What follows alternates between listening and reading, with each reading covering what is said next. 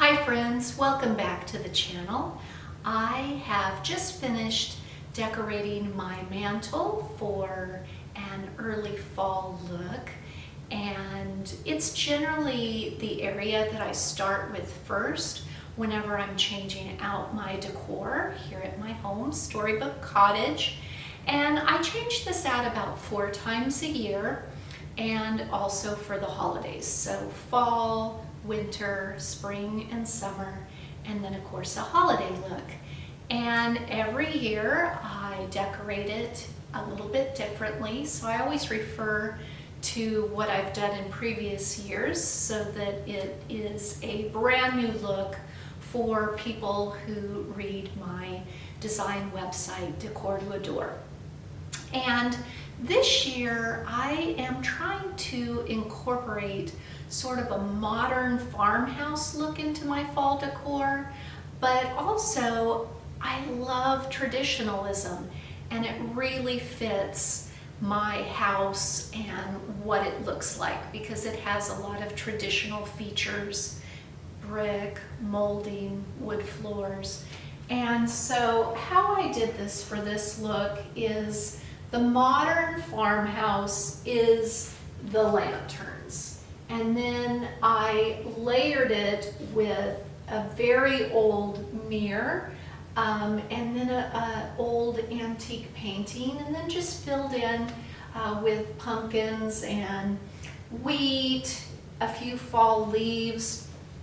And I'll be recreating that in other areas. I'll take little touches so that overall this room will feel very cohesive in its decorating. And yesterday I started a craft project that went horribly wrong. So I'm going to show you how I salvaged that, as well as talk about some of my exciting fall sewing plans. So let's move on to the craft project next.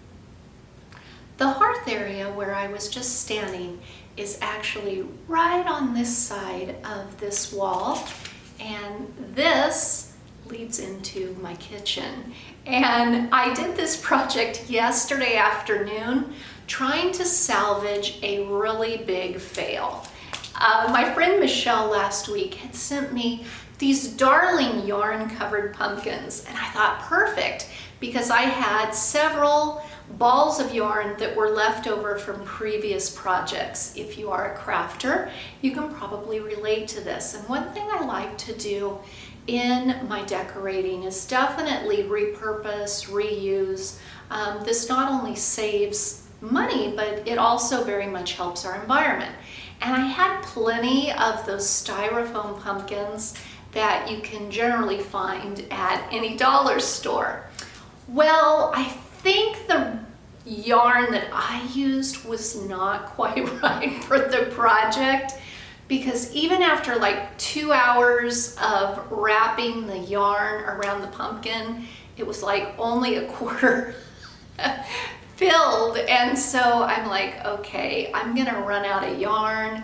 This doesn't look good. I think this project needs really thick yarn, but I didn't want to just throw it away. I wanted to try and salvage it. So I ended up having to bust the pumpkin apart in order to get the yarn off in one piece. And then I'm like, with all this yarn, what am I gonna do? So I thought, you know, I really like some of these bohemian wreaths that I've seen recently. Now, the big difference is I had an oblong shaped embroidery hoop, and well, I thought, what do I have to lose? Now, I had used this embroidery hoop actually several fall Halloween projects ago, and I will kind of link a photo to what it looked like right there. And so I didn't even spray paint it. I just started wrapping the yarn around and piling some of these longer macrame inspired strings And of course there wasn't quite enough, so it's a combination of 2 different types of yarn. Now I'm almost done with this. I have to show you when I am decorating a wreath, towards the end I go ahead and hang it up wherever it is going to be positioned, because sometimes you notice once it is hanging up that maybe you need to tweak it a little bit. And I'm going to share with you the few areas that I think a little bit need maybe a little bit more. So the first area, as I said, this is the walkway into my kitchen. And the first area I kind of noticed is that you can see a little bit of the black embroidery hoop. So I am going to add in another flower right here, and it's basically the same on this side. It's very slight, but I know it's there, and I just want to sort of finish the look. Another area I noticed is from this angle, I kind of need to fill in something right here just to give it a finished look. And then stepping back, I want to add another piece of wheat right in here. It needs a little bit more in that area. And so, you know, that's after living with it in place for 24 hours now. So sometimes if something doesn't feel right, just go ahead and walk away. Because it may very well come to you exactly what it needs at a later time. So I have plugged in my glue gun. For safety purposes, it's resting on a plate. And I also have a wooden chopstick, because if you've ever burnt your fingers with hot glue, so I try and position into place with a wooden chopstick as opposed to my fingers. So I'm going to set up the camera again so you can kind of see me in action. I don't know if you can see my feet. I always do not wear shoes in the house. I'm a little bit of a hillbilly that way, but it also helps to keep the house cleaner. So I'm wondering, to help hide this little area, do I want to maybe add in that? So that might work. You know, does this look better? I said a wheat sheaf. Yeah, I still think a wheat sheaf. And then I'm going to fill in this area just by kind of tucking it under, just like that. And then I'm going to do another dab of glue to hold it in place. Now with this, I can kind of use the previous little berries to hold it and push it in place. Again, if I didn't have that option, I would use my little chopstick. All right, so that's holding it in place. But I think maybe, I have my little sideboard here. I'll try a little flower. Maybe right there. And you know, again, I'm looking at it from the side view, because when I'm coming in from the kitchen, that's where I'm kind of seeing that it had looked unfinished. All right, and there definitely needs to be a flower to hide the area of the wooden hoop. You know, that was where the screw is to separate the 2 pieces, and so I couldn't use any yarn in that area. So again, because this flower is so thick, I can kind of push it in. But if need be, I have that tool. And if you are doing a crafting project with little kids, just supervise them. You know, my daughter and my son, they always really liked to help with craft projects. And I always opted to either just use the white craft glue. It does take longer to dry, but it's a little bit more safer option for smaller hands. And then here, I'm just gonna cover this side where I wasn't able to cover the embroidery hoop with the yarn. Because again, as I'm walking into the kitchen, I saw this big chunk of black wood. Now, had I spray painted it, you know, a nice cream color, but I didn't have time for that. I just was trying to salvage the project because I needed a project for my website today, and I will link down to the step-by-step instructions. So if you want to know exactly how I did this, the supply list, just go to my website and that'll show you. And then I think the last thing we need to do, and I am going to get the chopstick ready because I may need, and I have to think about, so with the wheat sheave, it has a definite bend to it. So which way, you know, do I want it to follow the berries, or do I want it to follow that? And I think I want it to follow the angle of the berries. So it's always best to figure out your placement beforehand, because, and then I'm going to go in here just so I'm not using my fingers, because I have a big injury from yesterday. Hot glue is indeed hot. Sometimes you just have to hold it in place until hot glue dries. And of course it doesn't take very long. And my favorite trick when dealing with hot glue, you have all the little strings. Take it out into the sunlight and you can pull off a lot of them. If they are refusing to budge, just hit it with a warm hair dryer, and that actually melts the hot glue into place, and you can't see all the little spider webs and threads. Of course, with spooky season coming up, you may want the spider web look. So I think it's finished now. I'll give you a close-up again and you can see if you agree.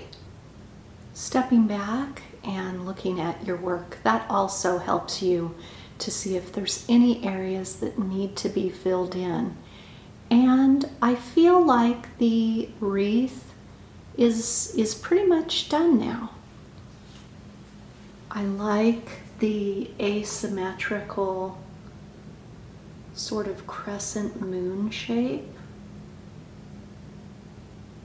And then just adding those few bits. Now when I'm walking in at the angle coming from the kitchen, it looks finished. Same as from this angle. You know, it's sometimes, depending on where something is hanging, you do want to see it may need more than just a front view to consider in the design. Welcome to the sewing room. I recently completed several big projects. I have a calico bustle dress that you'll be able to see in 2 weeks, as well as an epic Disney Halloween production that is going to premiere on October the 1st. And I did ask my friend Michelle if I can let the cat out of the bag. It is 7 character costumes from Pirates of the Caribbean. And I think you're really gonna love that. My son is playing the part of Will Turner, and his girlfriend is Elizabeth Swann.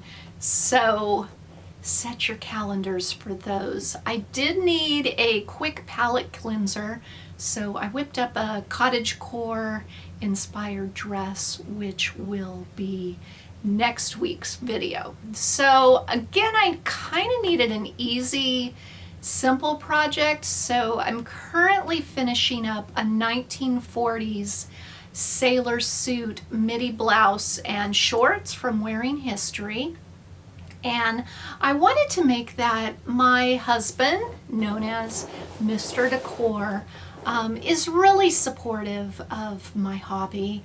And he is a member for the Volunteer Coast Guard. He is actually being honored at this year's award ceremony in September in Mobile, Alabama, for several things. So we'll be traveling there in a few weeks, and one of the days is a sightseeing trip, and so as a nod to his nautical greatness, I wanted to dress appropriately, and he's really excited to see what I'm making to celebrate him.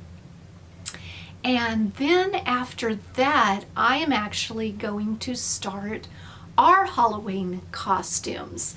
My friend Michelle, who is the big collaborator, the big actually organizer is a better term, of this Pirates of the Caribbean Extravaganza. Her birthday is in October, and the family always celebrates by hosting a huge Halloween party.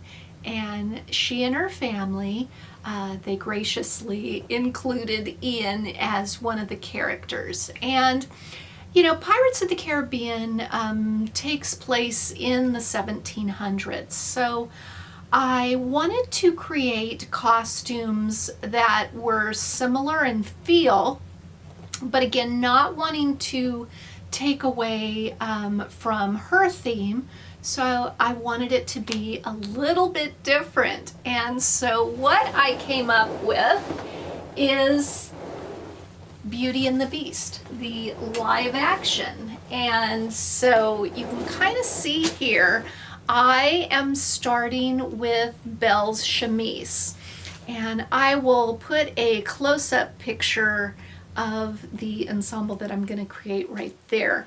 You can also see I have inspiration images on my board, as well as my week-by-week sewing list. So for this project, of course, you always start from the inside out. So I'm getting ready to go with Belle's linen chemise, and I always keep the patterns that I'm working on in this clear plastic bucket. So the chemise is the American Duchess Simplicity pattern, and I am going to alter it a little bit that it will have the drawstring neckline like Belle wears, and then this is a pattern, it's a PDF pattern that I got off of Etsy, that basically the only two things that I'm going to be using from it is the corset and her double pocket. And Mr. Décor already has his red Gaston vest, but we need a big puffy pirate shirt. I don't think that that's something that he will ever wear again. So instead of making it in historically accurate linen, which is a little bit pricey, I'm just going to do muslin. It's for one night. It's a Halloween costume. That's great for me. So the other thing that I'm really excited about for my Belle costume is I'm basically going to be using scraps that that I already have. The main portion of Belle's corset is a denim, and I had this denim fabric in my stash that sort of has a pretty feathery brocade. And then of course, years ago I recovered two of our wing chairs in some antique ticking, and I have several larger pieces. So one of our pockets is going to be made from this. I think the other pocket, you know, it's a red and white stripe, but to work with what you have is always something that I love. And just peeking out of her corset is sort of a red floral, and I think this'll work well. You know, again, I'm not going for absolute exactly like the movie. This is just some influences, and I have quite a bit of this on the underneath of her skirt. She has a petticoat, so I might make the petticoat out of this. The actual skirt I am really excited about. Several years ago, I went to go visit my cousin Linda, who lives part of the year in France. And there's a charming little town called Ile-la-Sourgue. It has a big water wheel throughout the center of town. And every Sunday, they have a vide-grenier, which is an outdoor flea market. And so we went to that, and I found in just this pile of someone who had antique fabrics it had been at one time a skirt. And there's a lot of fabric here, and you can kind of see underneath was the facing, and I love it because piecing is indeed period. And then there was also this section, which I think was the waistband. Wait, let's turn it around. Let's turn it around. So that would have been the waistband, and then the top section of the skirt. But again, look at this. Piecing is period, and those rough, imperfect stitches. My heart cannot take that goodness. And so I am going to carefully try to salvage this exactly as it was sewn together. Can you see how they did their pleating? Again, it's a very rough whip stitch, and on this end we again have a pieced section. So as for how old the fabric is, at least 150 years old, which doesn't quite get us to where Belle would have been the late 1700s, but I love it, and I think it gives the overall feel. And I've really just been saving this for about 5 years now, waiting for the perfect project, and I think this is it. And let's see, also on the list, let's give you a sneak peek of what's coming. I'm doing an Anne of Green Gables Edwardian inspired fall clothing, and so I have some beautiful wool that I recently purchased when I went to the Pendleton factory in Portland, and I'd love to do a skirt out of it. And you know, I always like to make a wearable mock-up before I cut into the really good fabric. And I have some, would it be antique? 1930s, so not quite. So a 1930s fabric that I have in mind for the blouse that feels very Edwardian. So before I cut into those fabrics, I want to make a wearable mock-up, and so this is going to be more history bounding.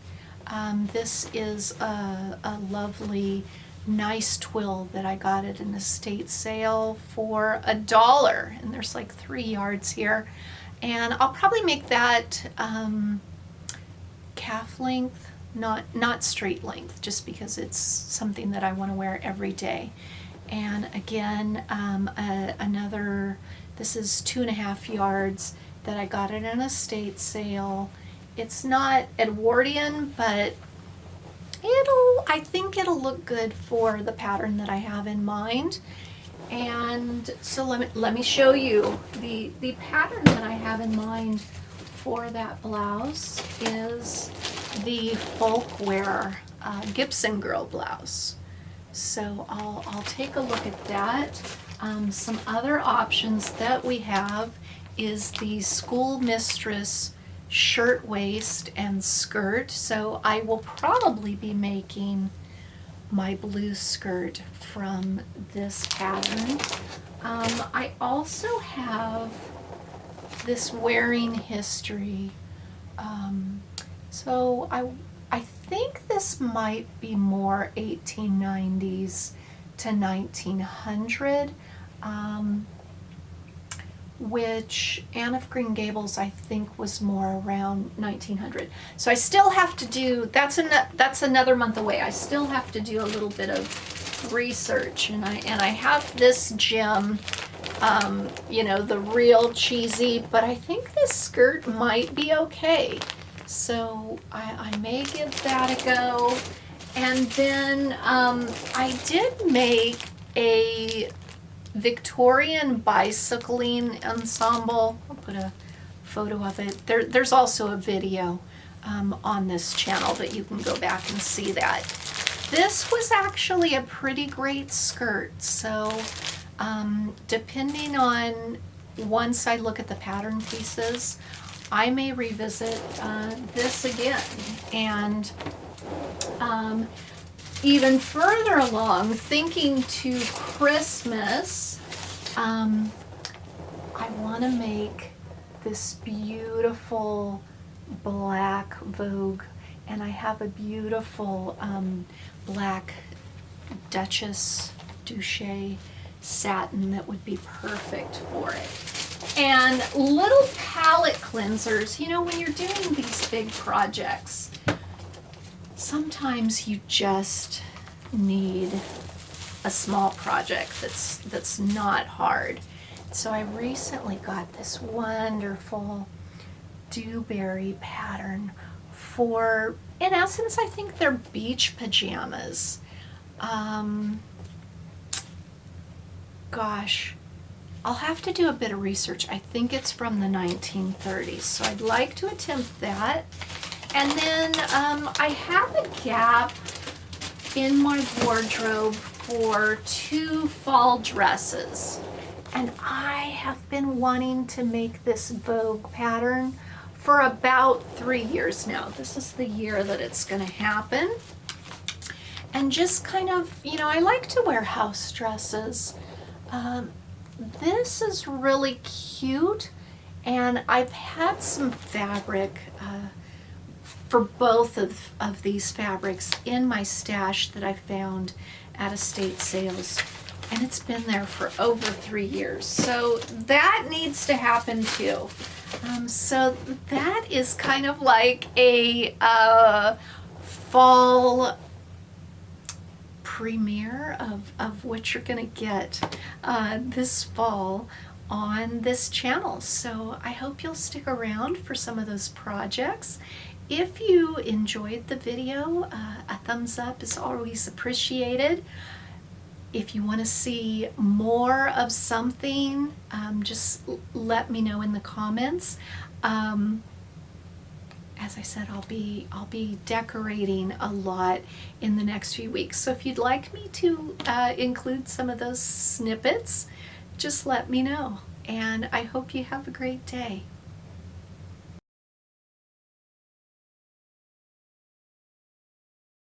Who's sitting in my seat? Do I need to sit there? Huh? You're gonna have to get in your space in the window. Oh, you want the cheese in my hand? Oh, you're horrible. You're horrible. You gotta get in the window in your little bed. You're the best sewing sidekick ever. Yes, you are. Huh, Gracie girl? You're too cute.